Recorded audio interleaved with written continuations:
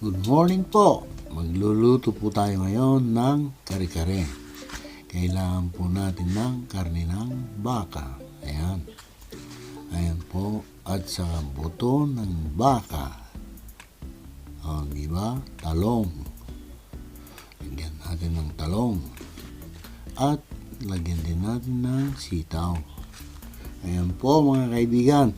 Meron po tayo ditong artichoke. Pero yan po yung nakalata dahil wala po tayong puso ng saging.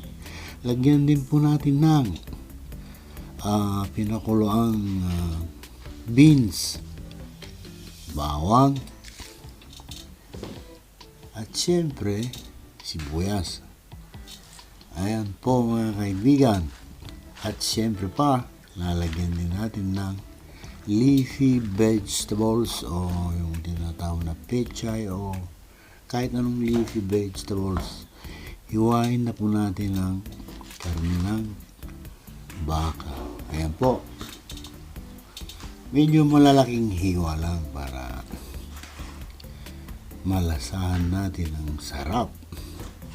Hindi po ba? Ayan po mga kaibigan. At pagkatapos po ilagay po natin siya sa pressure cooker. Ayan. At palalambutin po natin ng karne, mga kapatid. Ayan mga kapatid.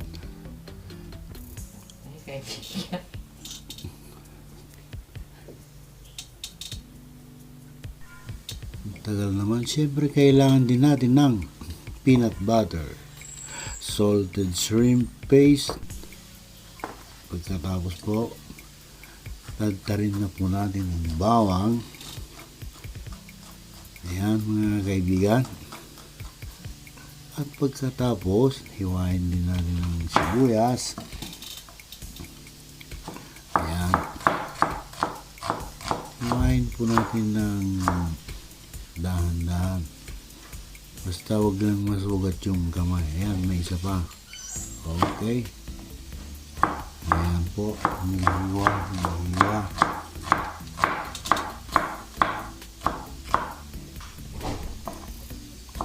Pagkatapos pong hiwain ng sibuyas, mga kaibigan, ayan.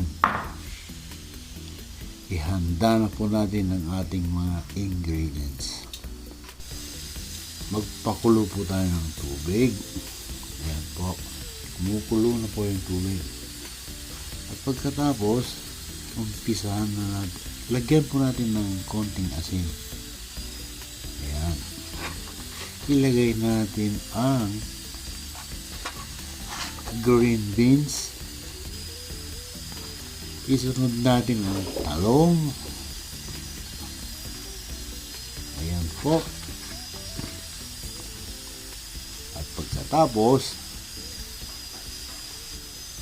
ilagay natin ang artichoke. Yan po ang twist niyan mga kaibigan. Kapag wala pong puso ng saging. At dagdagan ng pinakuloang beans na malambot, maligat. Ayan na po mga kaibigan. Medyo haluin po natin ng konti para huwag naman masyadong halo ng halo para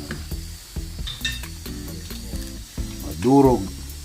Ilagay na rin po natin ang ating leafy vegetables o kung kahit anong leafy, basta yung nakakain lang po. Ayan po mga kaibigan. Pagkatapos po niyan, pwede nating takpan. Huwag po nating lutuin ng gaano. Kapag kumulo na po yung ating mga gulay, i-drain po natin. Ayan. At saka natin banlawan ng tubig na malamig para po hindi siya maluto. Para masis yung pagkakaluto. Maglagay po tayo ng olive oil sa pan. Dagdagan natin ng butter at hintayin po natin siyang malusaw. Ayan po mga kaibigan. At habang nalulusaw, medyo halu-haluin po natin. Pagkatapos po ilagay natin ng sibuyas, ang bawang. Ayan.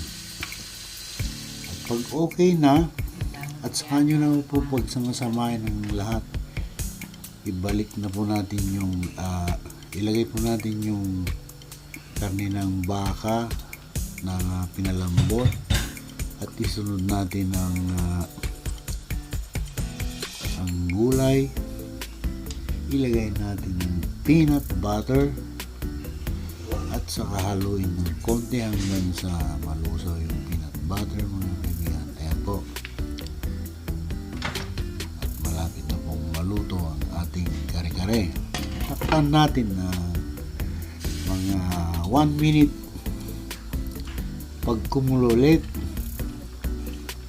ayan mga kaibigan, luto na po ang ating kare-kare.